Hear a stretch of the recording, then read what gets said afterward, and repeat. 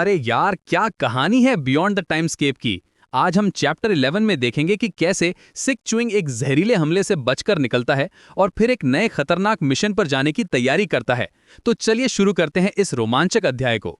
सिक chewing अपने कमरे में पहुंचा तो उसका हाल बुरा था। जैसे ही वो अंदर गया वो खुद को कंट्रोल नहीं कर पाया और एक बड़ा सा काला खून का घूंट उगल दिया।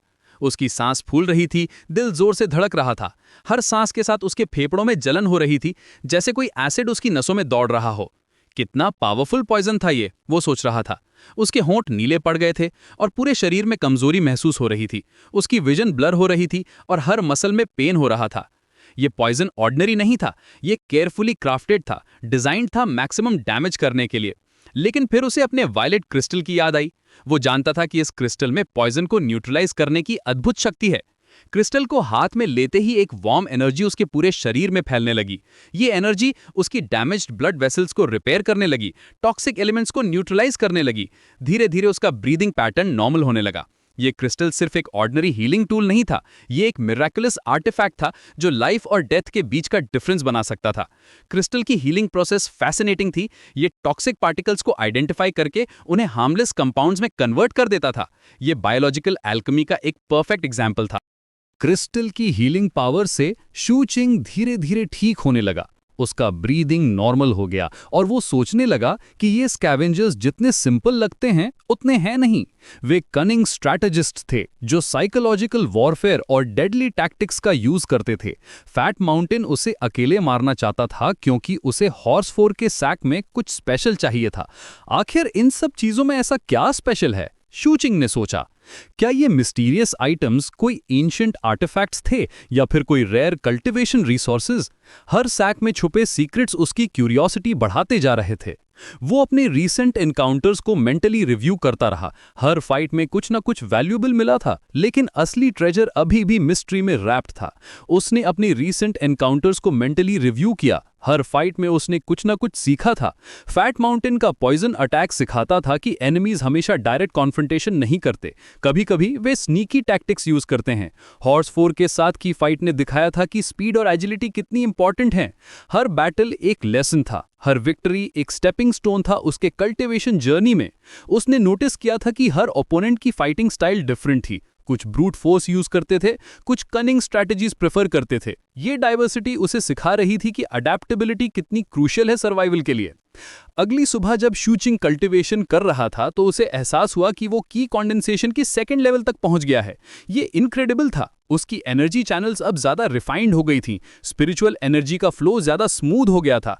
अब उसे सिर्फ 2 आवर्स की नींद की जरूरत थी। ये प्रोग्रेस उसके लिए बहुत एनकरेजिंग था। वो महसूस कर सकता था कि उसका बॉडी अब ज्यादा एफिशिएंट हो गया है, उसकी रिकवरी रेट बेहतर हो गई है। ये ब्रेक थ्रू सिर्फ पावर इंक्रीज नहीं था, ये फंडामेंटल ट्रांसफॉर्मेशन था। उसकी परसेप्शंस शार्पर हो गई थी, रिफ्लेक्सेस फास्टर हो गए थे और मोस्ट इंपॉर्टेंटली उसका कॉन्फिडेंस लेवल सिग्निफिकेंटली बूस्ट हो गया था। कल्टीवेशन के दौरान उसने नोटिस किया कि उसका वायलेट क्रिस्टल भी इवॉल्व हो रहा था। क्रिस्टल का कलर अब ज्यादा वाइब्रेंट हो गया था। उसकी हीलिंग प्रॉपर्टीज भी एनहांस हो गई थी। यह सिम्बायोटिक रिलेशनशिप था। जैसे जैसे उत्सुकिंग स्ट्रांग होता जा रहा था, वैसे वैसे क्रिस्टल भी पावरफुल होता जा रहा था। ये कनेक्शन मिस्टीरियस था, लेकिन अनडिनाइबली बेनिफिशियल था। क्रिस्टल अब उसके इमोशंस को भी सेंस कर सकता था। डेंजर के समय ऑटोमेटिकली एक्टिवेट होता था। ये पार्टनरशिप उसे यूनिक एडवांटेज दे रहा था अदर कल्टीवेटर्स के मुकाबले में। तभी बाहर से सार्जेंट थंडर की आवाज आई, किड बाहर कोर्टयार्ड में आ जा। उसकी आवाज में अथॉरिटी थी, लेकिन साथ ही वार्मथ भी था। उत्सुकिंग बाहर गया तो देखा कि थंडर एक ग्रैंड फीस्ट की तैयारी कर रहा है। टेबल पर रोस्टेड मीट्स, फ्रेश फ्रूट्स और एक्सोटिक डेलिकेसीज रखी हुई थीं। उसका पेट जोर से गुर्राया। इतना डिलिशियस खाना देखकर भूख लगाई थी। ये फीस्ट ऑर्डिनरी नहीं था, ये एक सेलिब्रेशन था, एक गैदरिंग जो इंपॉर्टेंट मिशन के पहले होती है। थंडर जानता था कि good food team morale boost करता है और ये इन्वेस्टमेंट था टीम के फ्यूचर सक्सेस में। काम डाउन हो जा, हम कुछ गेस्ट का वेट कर रहे हैं, थंडर ने कहा। उसकी आइज में एक्साइटमेंट थी, जैसे कोई बिग प्लान चल रहा हो। थंडर एक एक्सपीरियंस्ड लीडर था जो जानता था कि टीम मोराल कितना इंपॉर्टेंट होता है। ये फीस्ट सिर्फ खाना नहीं था, ये टीम बॉन्डिंग का एक क्रूशियल पार्ट था। थंडर की लीडरशिप स्टाइल इंप्रेसिव थी। वो अपने स्क्वाड मेंबर्स को फैमिली की तरह ट्रीट करता था, लेकिन डिसिप्लिन भी मेंटेन करता था। उसके ईयर्स के एक्सपीरियंस ने उसे सिखाया था कि सक्सेसफुल मिशंस की फाउंडेशन ट्रस्ट और म्यूचुअल रिस्पेक्ट पर होती है। थोड़ी देर बाद एक आदमी आया और बोला, हे बॉस, मैं वापस आ गया। ये सैवेज घोस्ट था जो बॉडी रिफाइनमेंट के 3rd लेवल पर था। उसका फिजिक इंटिमिडेटिंग था, ब्रॉड शोल्डर्स, मस्कुलर आर्म्स और एक ऑरा जो बताता था कि वो काउंटलेस बैटल्स में सर्वाइव कर चुका है। वो एक नेचुरल बॉर्न पावर हाउस था। उसकी वॉकिंग स्टाइल में कॉन्फिडेंस था, हर स्टेप में स्ट्रेंथ झलकती थी। उसके स्कार्स बताते थे कि उसने डेंजरस एनिमीज से फाइट की है और जीता है। उसकी प्रेजेंस रूम में एक सर्टेन एनर्जी ला देती थी। ये एनर्जी पावर की थी, लेकिन कंट्रोल्ड पावर की। सैवेज घोस्ट का पर्सनालिटी उसके नेम के बिल्कुल ऑपोजिट था। वो ब्रूटल दिखता था, लेकिन एक्चुअली में एक लॉयल टीम मेंबर था। उसकी फाइटिंग स्टाइल रॉ पावर पर बेस्ड थी, लेकिन वो स्ट्रैटेजिक थिंकिंग भी कर सकता था। थंडर के साथ उसका बॉन्ड ईयर्स के शेड एक्सपीरियंसेस से बना था। उसकी लॉयल्टी अनक्वेश्चनेबल थी। वो थंडर के लिए अपनी लाइफ भी सैक्रिफाइस कर सकता था। ये डिवोशन म्यूचुअल रिस्पेक्ट से आती थी, फियर से नहीं। फिर आई ग्रेसफुल रैप्टर, जो की कॉन्डेंसेशन के 3rd लेवल पर थी। उसके मूवमेंट्स में एक फ्लूइड ग्रेस था, जैसे कोई डांसर हो, लेकिन उसकी आईज में डेडली फोकस था जो बताती थी कि वो एक स्किल्ड फाइटर है। उसके साथ एक क्यूट सा डॉग भी था जो उसका कांस्टेंट कंपेनियन था। ये डॉग सिर्फ पेट नहीं था, ये उसका इमोशनल सपोर्ट था, उसका फैमिली था इस हार्श स्कैवेंजर वर्ल्ड में। डॉग की इंटेलिजेंस रिमार्केबल थी। वो डेंजर सेंस कर सकता था, एनिमीज को आइडेंटिफाई कर सकता था। ग्रेसफुल रैप्टर और उसके डॉग के बीच का बॉन्ड ब्यूटीफुल था, एक प्योर रिलेशनशिप था इस वॉयलेंट वर्ल्ड में। ग्रेसफुल रैप्टर की फाइटिंग स्टाइल स्पीड और प्रिसिजन पर बेस्ड थी। वो एनिमीज को कंफ्यूज करती थी अपने क्विक मूवमेंट से, फिर प्रिसाइज स्ट्राइक से फिनिश करती थी। उसका कल्टीवेशन लेवल इंप्रेसिव था, लेकिन उसकी रियल स्ट्रेंथ उसकी टैक्टिकल इंटेलिजेंस में थी। वो सिचुएशंस को क्विकली एनालाइज कर सकती थी और best course of action decide कर सकती थी। उसकी कॉम्बैट टेक्निक्स एलिगेंट थी, हर मूव कैलकुलेटेड था, हर स्ट्राइक पर्पसफुल था। वो वेस्टफुल मूवमेंट्स नहीं करती थी, एनर्जी कंजर्वेशन में एक्सपर्ट थी। आखिर में आया क्रूसिफिक्स, जो की कॉन्डेंसेशन के 4th लेवल के पीक पर था। उसकी प्रेजेंस रूम में एक हैवी एनर्जी ला देती थी। थंडर ने बताया कि सेम लेवल पर कम ही लोग उससे मैच कर सकते हैं। क्रूसिफिक्स का कल्टीवेशन बेस इंक्रेडिबली सॉलिड था। उसकी स्पिरिचुअल एनर्जी का कंट्रोल मास्टरफुल था। वो एक लिविंग वेपन था जो ईयर्स के इंटेंस ट्रेनिंग से बना था। उसकी ऑरा इंटिमिडेटिंग थी, लेकिन थ्रेटनिंग नहीं। ये कंट्रोल्ड पावर का डेमोन्स्ट्रेशन था। क्रूसिफिक्स की पर्सनालिटी मिस्टीरियस थी। वो ज्यादा बात नहीं करता था, लेकिन जब बोलता था तो हर वर्ड मीनिंगफुल होता था। उसकी कॉम्बैट एक्सपीरियंस वास्ट थी और वो डिफरेंट टाइप्स के एनिमीज से डील करने में एक्सपर्ट था। उसका प्रेजेंस टीम को कॉन्फिडेंस देता था। उसकी ट्रेनिंग रेजिमेंट लेजेंडरी थी। डेली प्रैक्टिस सेशंस जो ऑर्डिनरी पीपल के लिए इम्पॉसिबल होते थे। ये डेडिकेशन उसे पीक परफॉर्मेंस मेंटेन करने में हेल्प करती थी। बॉस, आप एक जॉब पर गए थे और एक चाइल्ड के साथ वापस आए हैं। मुझे नहीं पता था कि आप इतने हेल एंड हार्टी हैं, ओल्ड मैन। क्या इसीलिए आपने हम सबको यहां बुलाया है, ये बताने के लिए कि आपका एक सीक्रेट लव चाइल्ड है? सैवेज घोस्ट ने मजाक में कहा। उसका ह्यूमर टीम के टेंशन को लाइटन करने का तरीका था। डिस्पाइट उसके इंटिमिडेटिंग अपीयरेंस के, वो टीम का मूड मेकर था। उसकी जोक्स अप्रोप्रिएट टाइमिंग पर आती थी, एटमॉस्फेयर को रिलैक्स करने के लिए। थंडर ने हंसते हुए सिचुएशन एक्सप्लेन की। उसने बताया कि कैसे एक शू किंग ने डेंजरस एनिमीज को डिफीट किया था, कैसे उसने रिमार्केबल पोटेंशियल दिखाई थी। ये किड ऑर्डिनरी नहीं है, थंडर ने कहा। इसमें कुछ स्पेशल है जो हमें आगे चलकर हेल्प करेगा। थंडर की वैल्यूएशन स्किल्स एक्सीलेंट थी। वो पोटेंशियल को एक्यूरेटली असेस कर सकता था। उसने एक शू किंग में कुछ यूनिक क्वालिटीज देखी थी जो रेयर होती हैं। फिर उसने मिशन के बारे में बताया।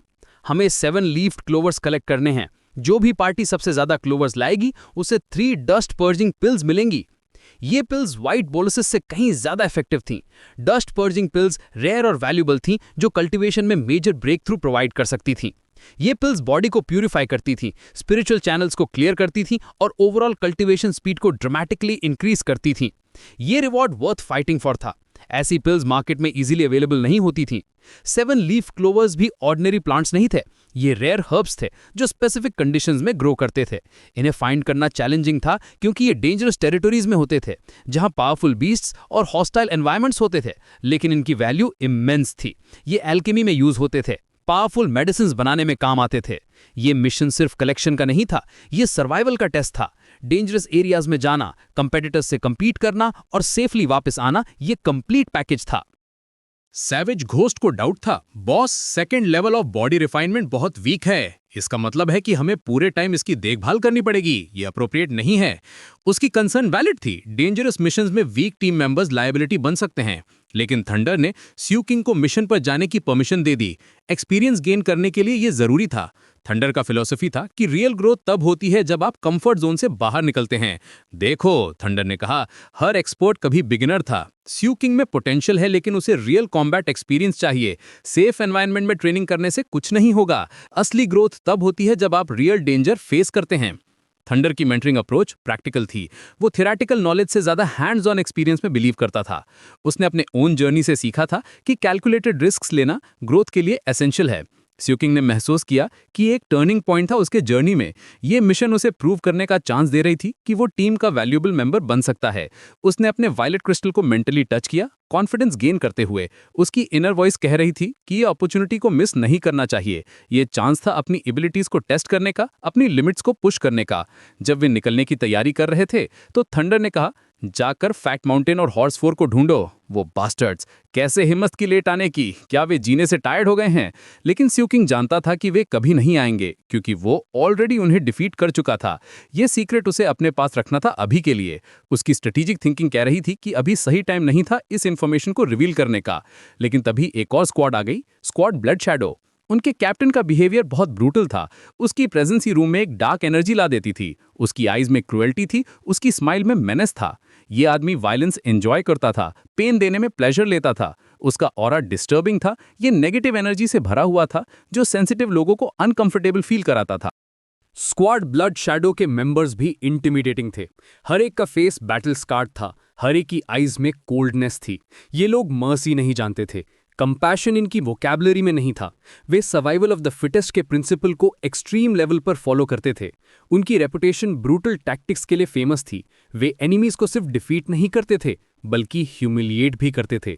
ब्लड शैडो कैप्टन ने ग्रेसफुल रैप्टर के डॉग को मार दिया था और अब उसे खा रहा था। ये एक्ट सिर्फ क्रूएल्टी नहीं था, ये साइकोलॉजिकल वॉरफेयर था। वो डेलिबरेटली ग्रेसफुल रैप्टर को प्रोवोक कर रहा था, उसे इमोशनल स्टेट में लाने की कोशिश कर रहा था। हे तू लिटिल ट्रैम्प, तूने इस डॉग को पाला था ना? मैं कहूंगा ये डिलिशियस है, लेकिन मुझे वंडर हो रहा है कि तू कैसी टेस्ट करेगी। ये कमेंट डिस्गस्टिंग था, डेलिबरेटली ऑफेंसिव था। ये कमेंट सिर्फ इंसल्टिंग नहीं था, ये थ्रेटनिंग था। ब्लड शैडो कैप्टन का मैसेज क्लियर था, वो किसी को भी हार्म कर सकता है, कोई भी उसके लिए सेफ नहीं है। उसका ल्यूड कमेंट ग्रेसफुल रैप्टर को not just as an enemy देखने का तरीका था, बल्कि एज प्रे देखने का तरीका था। ये मेंटालिटी डेंजरस थी क्योंकि ये बाउंड्रीज को कंप्लीटली इग्नोर करती थी। ग्रेसफुल रैप्टर की आंखों में फ्यूरी भर गई। उसका किलिंग इंटेंट साफ दिख रहा था। उसके हाथ ट्रेम्बलिंग हो रहे थे, लेकिन एंगर से, फियर से नहीं। उसका प्यारा कंपेनियन जो उसके साथ काउंटलेस एडवेंचर्स शेयर कर चुका था, अब इस मॉन्स्टर का मील बन गया था। ये पर्सनल था, ये अनफॉरगिवेबल था। उसकी इमोशनल स्टेट डेंजरस लेवल पर पहुंच रही थी। ये वो पॉइंट था जहां रैशनल थिंकिंग सेकेंडरी हो जाती है। स्क्वाड ब्लड शैडो के 7-8 मेंबर्स थे और वे सभी डेंजरस लग रहे थे। हर एक का कल्टीवेशन लेवल इंप्रेसिव था, हर एक का कॉम्बैट एक्सपीरियंस वास्ट था। वे एक वेल कोऑर्डिनेटेड टीम थी जो ब्रुटैलिटी में स्पेशलाइज करती थी। सिचुएशन तुरंत टेंस हो गई। ये कॉन्फ्रंटेशन इनएविटेबल लग रहा था। दो अपोजिंग फोर्सेस एक ही स्पेस में, कॉन्फ्लिक्टिंग आइडियोलॉजीज के साथ। ब्लड शैडो कैप्टन का ल्यूड कमेंट सुनकर सभी को डिस्गस्ट हुआ। ये स्कैवेंजर वर्ल्ड कितनी हार्श और कॉन्फ्रंटेशनल है, ये मोमेंट इसका परफेक्ट एग्जाम्पल था। दो स्क्वाड्स अब फेस टू फेस खड़ी थीं और लग रहा था कि कोई बड़ी फाइट होने वाली है। एयर में टेंशन थिक हो गई थी, जैसे स्टॉर्म आने से पहले होता है। ये मोमेंट डिफाइन कर रहा था कि आगे क्या होने वाला है। थंडर अपने स्क्वाड मेंबर्स को कंट्रोल करने की कोशिश कर रहा था, लेकिन ग्रेसफुल रैप्टर का रेज कंट्रोल से बाहर हो रहा था। उसका प्यारा डॉग मार दिया गया था और अब उसे इंसल्ट भी किया जा रहा था। ये डबल वायलेशन था, फिजिकल और इमोशनल दोनों लेवल्स पर। थंडर की लीडरशिप स्किल्स टेस्ट हो रही थी। कैसे इस एक्सप्लोसिव सिचुएशन को हैंडल करना है। काम डाउन, थंडर ने विस्पर किया अपने टीम को। ये एग्जैक्टली वही है जो वो चाहते हैं। वो हमें प्रवोक कर रहे हैं ताकि हम रैश डिसीजंस लें। लेकिन उसकी ओन एंगर भी बिल्डिंग अप हो रही थी। स्क्वाड लीडर होने के नाते उसे अपने मेंबर्स को प्रोटेक्ट करना था। ये डिलेमा था, डिप्लोमेटिक अप्रोच चूज करना या कन्फ्रंटेशनल अप्रोच चूज करना। ज्यू किंग ये सब देख के समझ गया कि स्कैवेंजर लाइफ में सर्वाइवल सिर्फ फिजिकल स्ट्रेंथ के बारे में नहीं है। पॉलिटिक्स, अलायंसेज और राइवलरीज भी बहुत इंपॉर्टेंट हैं। स्क्वाड ब्लड शैडो क्लियरली एक थ्रेट था और अब दोनों ग्रुप्स के बीच टेंशन बढ़ता जा रहा था। ये कन्फ्रंटेशन सिर्फ करंट मोमेंट के बारे में नहीं था, ये फ्यूचर कॉन्फ्लिक्ट्स का फाउंडेशन बन रहा था। मिशन अभी शुरू भी नहीं हुआ था और पहले से ही कॉम्प्लिकेशंस आ गई थी। 7 लीफ क्लावर्स कलेक्ट करना अब सेकेंडरी हो गया था। पहले इस इमीडिएट कन्फ्रंटेशन को हैंडल करना था। ये सिचुएशन टेस्ट कर रही थी कि थंडर स्क्वाड कितनी यूनाइटेड है, कितनी स्ट्रांग है अंडर क्लशर। ये मोमेंट ट्रूथ था, रियल कैरेक्टर क्राइसिस के टाइम में रिवील होता है। ब्लड शैडो कैप्टन की ब्रूटल टैक्टिक्स से पता चल रहा था कि वो साइकोलॉजिकल वॉरफेयर में एक्सपर्ट है। ग्रेसफुल रैप्टर को प्रोवोक करके वो पूरे थंडरबोल्ट स्क्वाड को डिस्टर्ब करना चाहता था। ये स्ट्रैटेजिक काम भी कर रही थी।